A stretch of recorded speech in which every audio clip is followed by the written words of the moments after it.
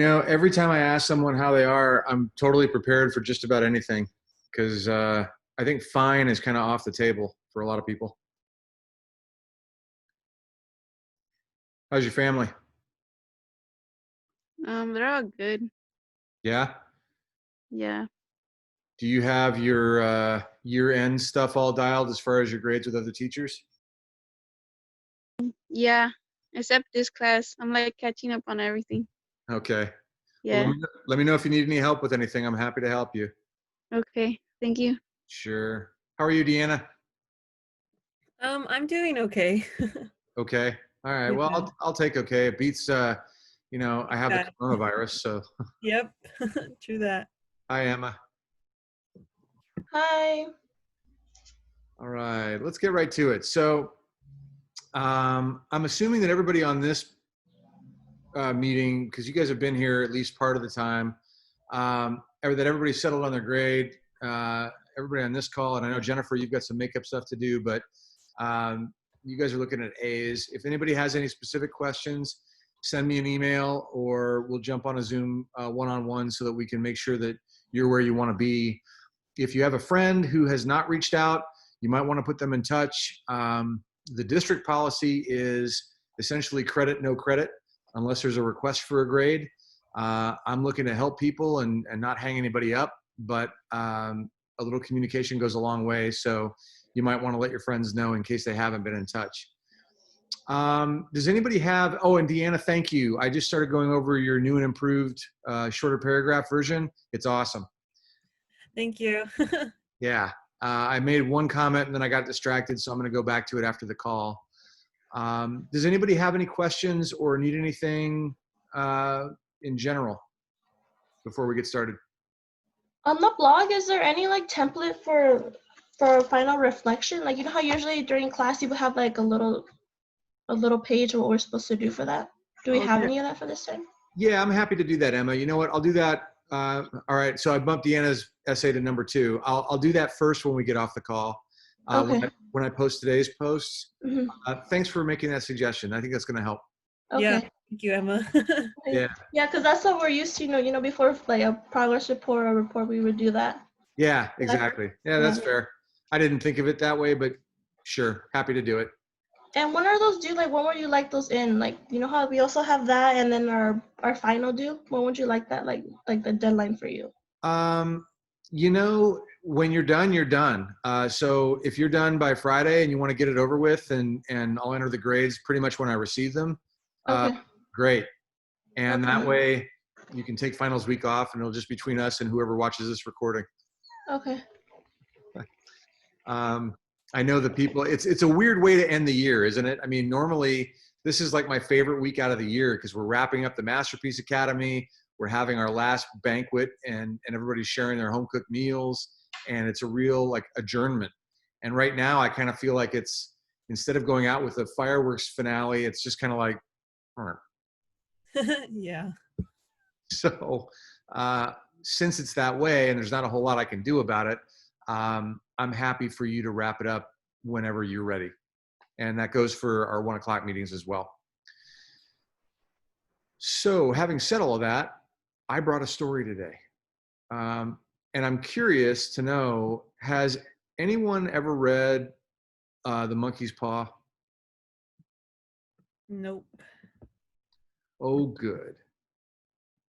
Because this is one of those stories, a lot of the time, and you guys have heard me on this when we were in class together, it's so often the case that when we study something in school that it's not really connected to real life, right? So you'll learn an equation or you'll learn a theoretical, literary construct, but it's kind of like, how does this matter every day? And one of the things that always gets my attention about fiction is that an author somewhere had to invest a whole lot of time. That doesn't happen by accident. And believe me that authors, especially fiction authors, don't usually write for the money. You heard about the J.K. Rowlings and the Stephen Kings, but for every one of those, there are literally thousands of people who wrote just for the sheer desire to get an idea out there. This story is one of those that really gets my attention in this way. Let's go ahead and jump in and then let's talk about it. The Monkey's Paw is a classic Three Wishes story that doubles as a horror story and a cautionary tale, reminding us that unintended consequences often accompany the best intentions. This widely read story is a favorite in classrooms. Don't let that sway you. It's not a horrible thing. I'm going to skip the rest of that because I didn't see that sentence and I don't even like it. Be careful what you wish for. You may receive it. Have you ever heard that or a version of it? Yeah. Yeah. Let's read the story and then let's go back and think about this moment in our history because I do have a connection to make and I'm curious to know what you think. So I'll do the heavy lifting and read with the understanding that if you hear something worth interrupting, just interrupt me and let's talk. Part 1. Without, the night was cold and wet. Now here without means outside. But in the small parlor of Laburnum Villa, the blinds were drawn and the fire burned brightly. Father and son were at chess. The former, who possessed ideas about the game involving radical chances, putting his king into such sharp and unnecessary perils that it even provoked comment from the white-haired old lady knitting placidly by the fire. "Hark at the wind," said Mr. White, who, having seen a fatal mistake after it was too late, was amiably desirous of preventing his son from seeing it. "I'm listening," said the latter, grimly surveying the board as he stretched out his hand. "Check." "I should hardly think that he's come tonight," said his father, with his hand poised over the board. "Mate," replied the son. "That's the worst of living so far out," bawled Mr. White with sudden and unlooked-for violence. "Of all the beastly, slushy, out-of-the-way places to live in, this is the worst. Path's a bog, and the road's a torrent. I don't know what people are thinking about. I suppose because only 2 houses in the road are let, they think it doesn't matter." "Never mind, dear," said his wife soothingly. "Perhaps you'll win the next one."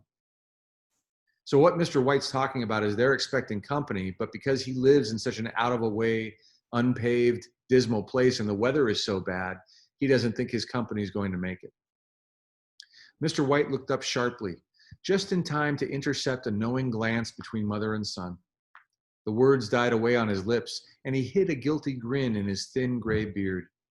"There he is," said Herbert White, as the gate banged to loudly and heavy footsteps came toward the door.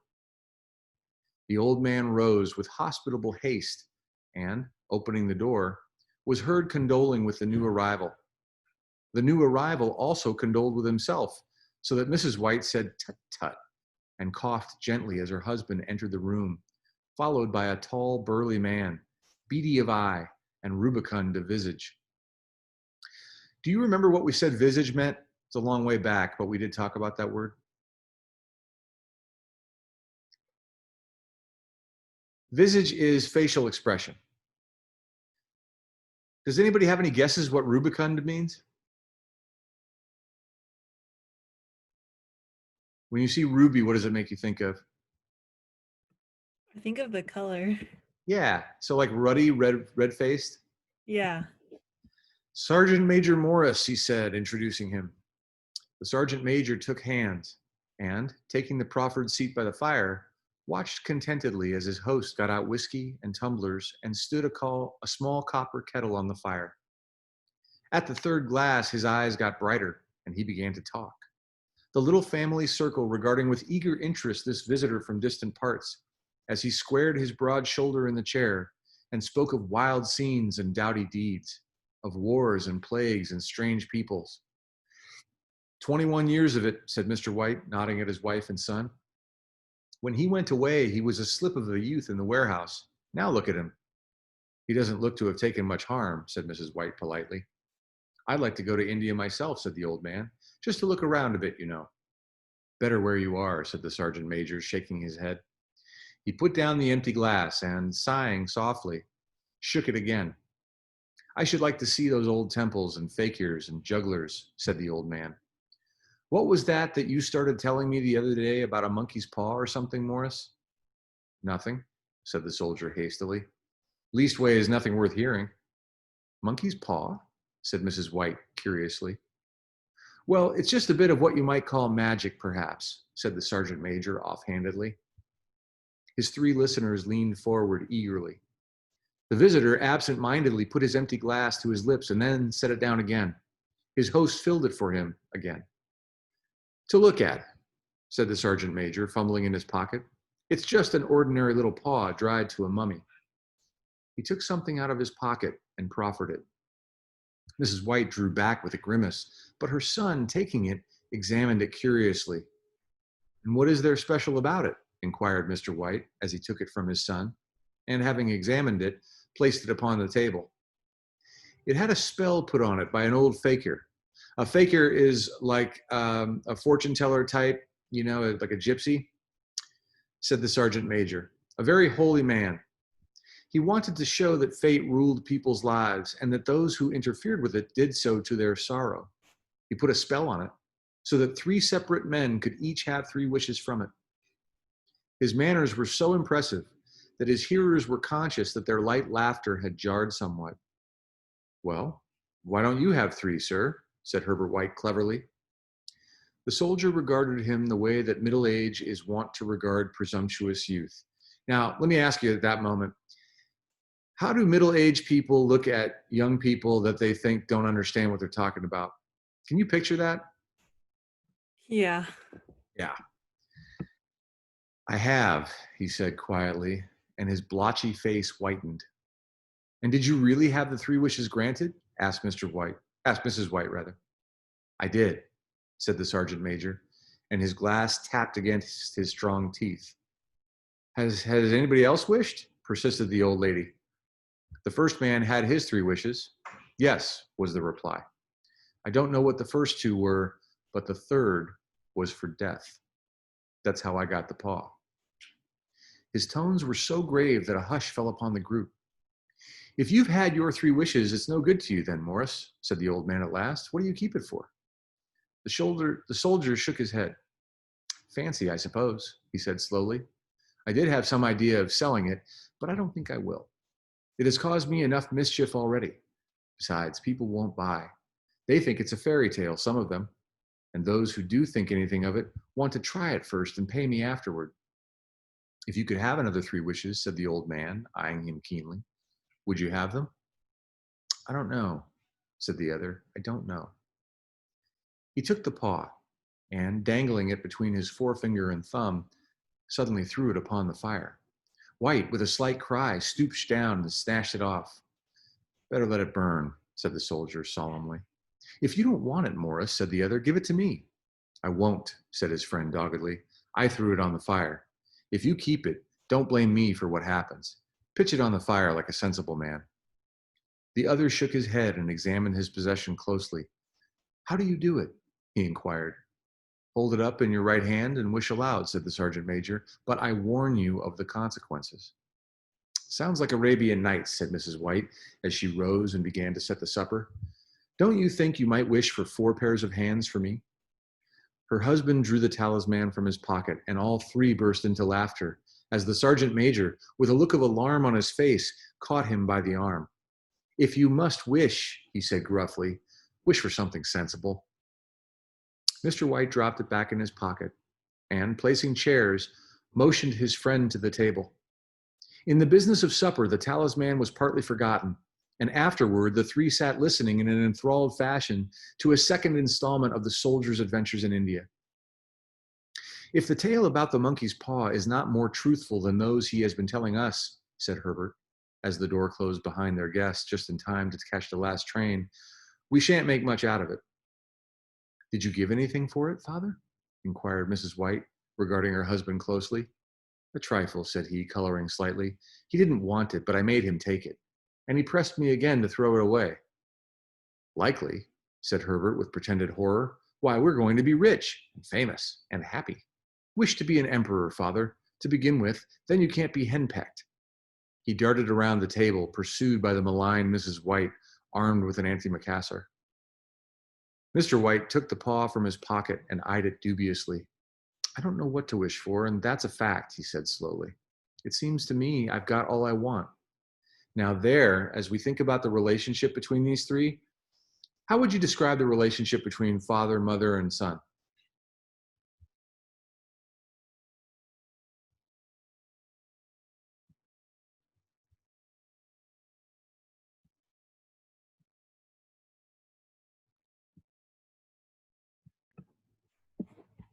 Is it positive? Is it negative?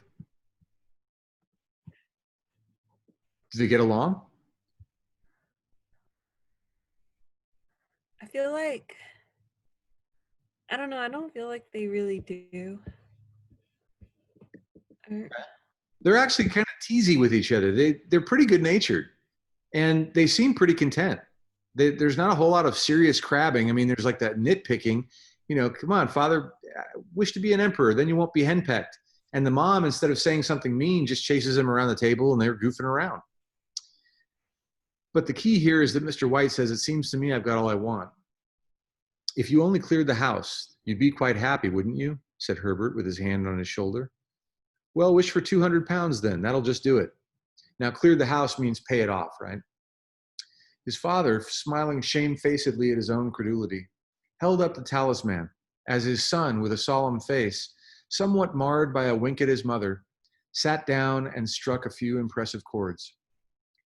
I wish for 200 pounds, said the old man distinctly. A fine crash from the piano greeted his words, interrupted by a shuddering cry from the old man. His wife and son ran toward him. It moved, he cried, with a glance of disgust at the object as it lay on the floor. As I wished, it twisted in my hand like a snake. Well, I don't see the money, said his son, as he picked it up and placed it on the table, and I bet I never shall. It must have been your fancy, father, said his wife, regarding him anxiously. He shook his head. Never mind, though, there's no harm done, but it gave me a shock all the same. They sat down by the fire again while the two men finished their pipes.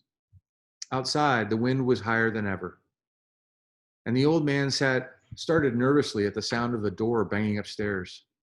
A silence unusual and depressing settled on all three, which lasted until the old couple rose to retire for the rest of the night. I expect you'll find the cash tied up in a big bag in the middle of your bed, said Herbert, as he bade them good night, and something horrible squatting on top of your wardrobe, watching you as you pocket your ill-gotten gains. He sat alone in the darkness, gazing at the dying fire and seeing faces in it. The last was so horrible and so simian. Simian means ape-like. And I'm going to stop the sharing because I want to make sure, just as I suspected, it looks like we've got a couple people in the waiting room here. So let me just let them in. And then I'll go back to sharing the screen. And here we are. It got so vivid that with a little uneasy laugh, he felt on the table for a glass containing a little water to throw over it. His hand grasped the monkey's paw, and with a little shiver, he wiped his hand on his coat and went up to bed. Part 2. In the brightness of the wintry sun next morning, as it streamed over the breakfast table, he laughed at his fears. There was an air of prosaic wholesomeness about the room which it had lacked on the previous night, and the dirty, shriveled little paw was pitched on the sideboard with a carelessness which betokened no great belief in its virtues. I suppose all soldiers are all the same, said Mrs. White. The idea of our listening to such nonsense. How could wishes be granted in these days? And if they could, how could 200 pounds hurt you, father? Might drop on his head from the sky, said the frivolous Herbert. So he's still joking, right? Morris said the things happen so naturally, said his father, that you might, if you so wished, attribute it to coincidence. Well, don't break into the money before I come back, said Herbert as he rose from the table. I'm afraid it'll turn you into a mean, avaricious, or greedy man, and we shall have to disown you. His mother laughed, and, following him to the door, watched him down the road. And, returning to the breakfast table, was very happy at the expense of her husband's credulity. All of which did not prevent her from scurrying to the door at the postman's knock, nor prevent her from referring somewhat shortly to retired sergeant majors of bibulous habits when she found that the post brought a tailor's bill. Herbert will have some more of his funny remarks, I expect, when he comes home, she said as they sat at dinner. I dare say, said Mr. White, pouring himself out some beer. But for all that, the thing moved in my hand. That I'll swear to. You thought it did, said the old lady soothingly. I say it did, replied the other. There was no thought about it. What's the matter? His wife made no reply. She was watching the mysterious movements of a man outside, who, peering in an undecided fashion at the house, appeared to be trying to make up his mind to enter. In mental connection with the 200 pounds, she noticed that the stranger was well dressed, and wore a silk hat of glossy newness. 3 times he paused at the gate and then walked on again. The 4th time he stood with his hand upon it and then with sudden resolution flung it open and walked up the path. Mrs. White, at the same moment, placed her hands behind her and hurriedly unfastening the strings of her apron, put that useful article of apparel beneath the cushion of her chair. She brought the stranger, who seemed ill at ease, into the room. He gazed at her furtively and listened in a preoccupied fashion as the old lady apologized for the appearance of the room and her husband's coat, a garment which he usually reserved for the garden. She then waited as patiently as her sex would permit for him to broach his business, but at first he was strangely silent. "I was asked to call," he said at last, and stooped and picked up a piece of cotton from his trousers. "I come from Ma and Megan's." The old lady started. "Is there anything in the matter?" she asked breathlessly. "Has anything happened to Herbert? What is it? What is it?" Her husband interposed.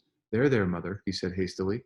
"Sit down and don't jump to conclusions. You've not brought bad news, I'm sure, sir," and eyed the other wistfully. "I'm sorry," began the visitor. "Is he hurt?" demanded the mother wildly. The visitor bowed in assent. "Badly hurt," he said quietly, "but he is not in any pain." "Oh, thank God," said the old woman, clasping her hands. "Thank God for that. She broke off as the sinister meaning of the assurance dawned on her. What did all of a sudden she realize? He died. Yeah. She caught her breath and, turning to her slower-witted husband, laid her trembling hand on his. There was a long silence. "He was caught in the machinery," said the visitor at length in a low voice. "Caught in the machinery," repeated Mr. White in a dazed fashion. "Yes." He sat staring out the window and, taking his wife's hand between his own, pressed it as he had been wont to do in their old courting days nearly 40 years before. "He was the only one left to us," she said, turning gently to the visitor. "It is hard." The other coughed and, rising, walked slowly to the window. "The firm wishes me to convey their sincere sympathy with you in your great loss," he said, without looking around. "I beg that you will understand I am only their servant and merely obeying orders." There was no reply. The old woman's face was white, her eyes staring, and her breath inaudible. On the husband's face was a look such as his friend the sergeant might have carried into his first action. "I was to say that Ma and Megan's disclaim all responsibility," continued the other. "They admit no liability at all, but in consideration of your son's services, they wish to present you with a certain sum as compensation." Mr. White dropped his wife's hand and, rising to his feet, gazed with a look of horror at his visitor. His dry lips shaped the words, "How much?" £200 was the answer. Unconscious of his wife's shriek, the old man smiled faintly, put out his hands like a sightless man, and dropped, a senseless heap, to the floor. So what's the connection here? What happened? Wasn't that what he wished for? But didn't the guy warn him that it was because something bad could happen if That's he exactly, did? It that's was his son. Yeah, you're exactly right, Emma. So the guy said 2 things. Number one, if you remember, the guy he got the paw from had 2 wishes, and then his 3rd wish was for death. He also said that whatever happens is going to seem so natural that it could be almost taken for coincidence, but it's going to be bad. Part 3. In the huge new cemetery, some 2 miles distant, the old people buried their dead and came back to the house steeped in shadows and silence. It was all over so quickly that at first they could hardly realize it and remained in a state of expectation as though of something else to happen. Something else which was to lighten this load, too heavy for hearts to bear. But the days passed, and expectations gave way to resignation. The hopeless resignation of the old, sometimes miscalled apathy. Apathy means uncaring.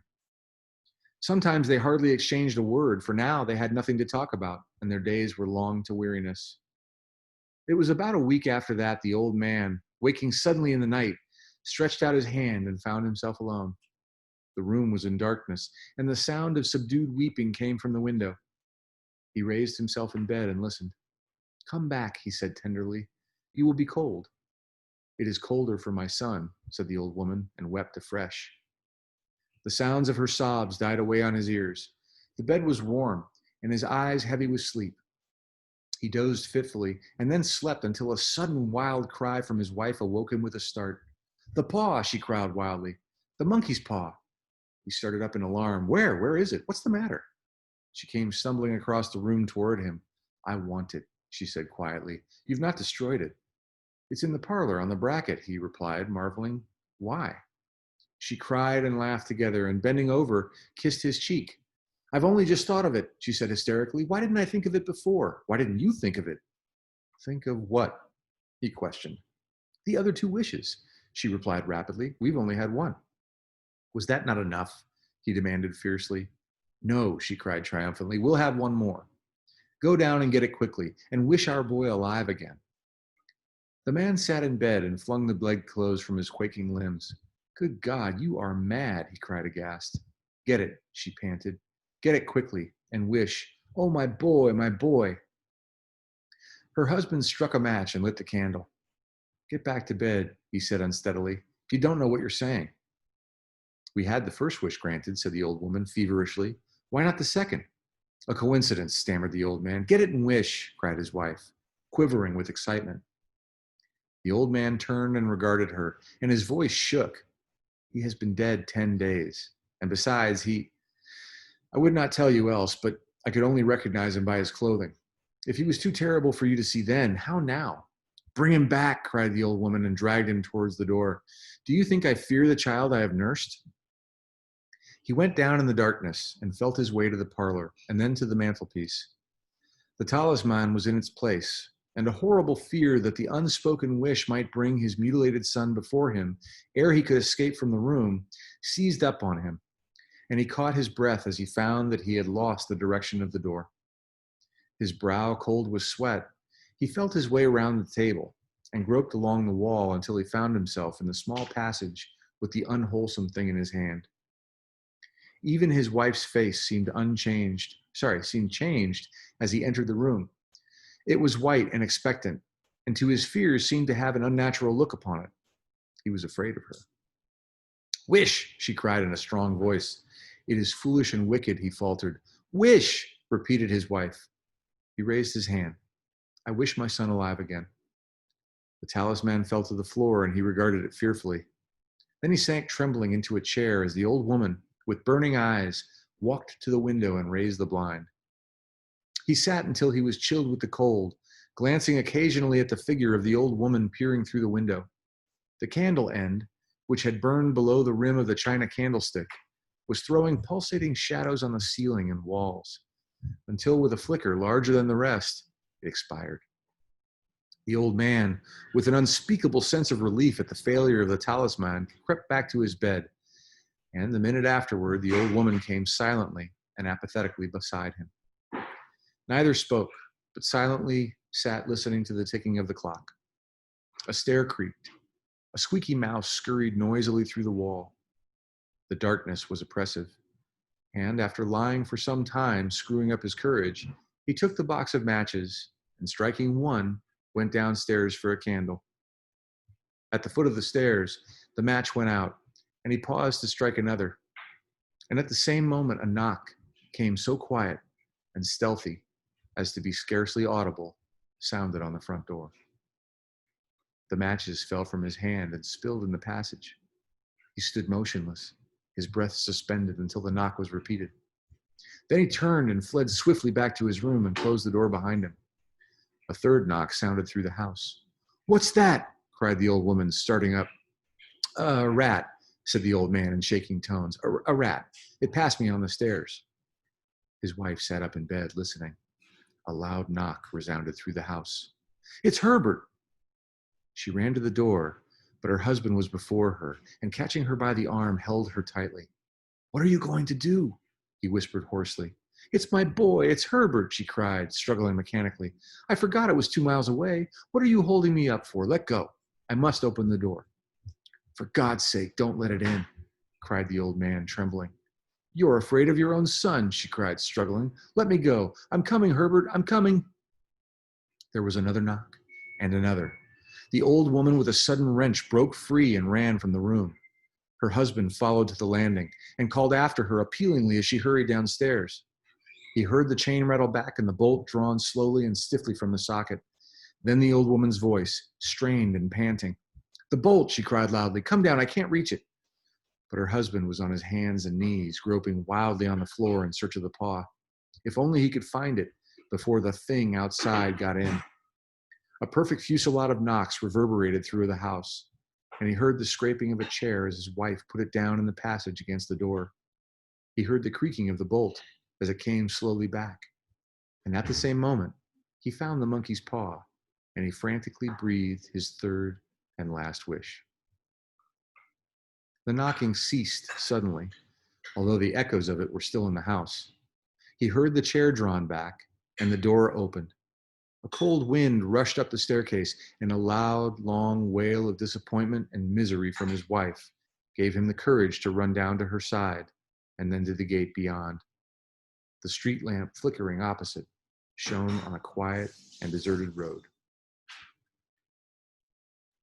All right, it's a nice, warm, sunny day outside, but does anybody else have the chills? Yes. That's creepy. What's your first reaction to that? Sorry, go ahead. It feels like it just came out of like a horror movie or something. Like that's the start of a horror movie film. Yeah.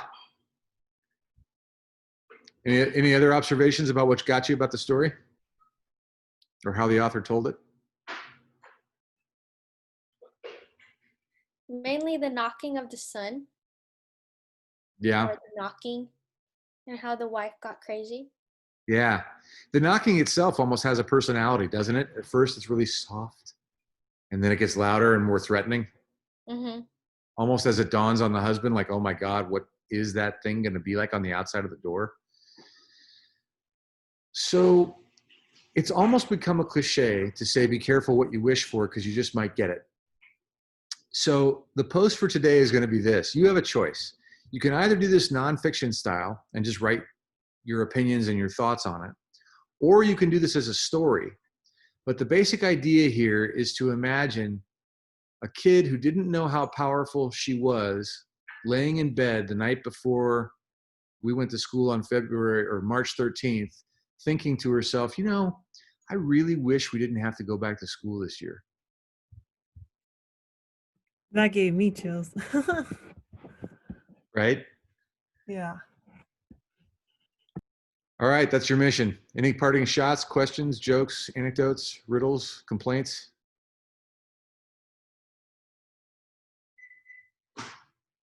All right, I'll leave you to it. I'm going to put the post up now. And Emma, I'm going to put the structure up for the final reflection. And Deanna, I'm going to read your essay again. And I'll see you all tomorrow at 1 o'clock. Okay, bye, Mr. Preston. Hey, have a good day. You too. Okay, bye. Bye.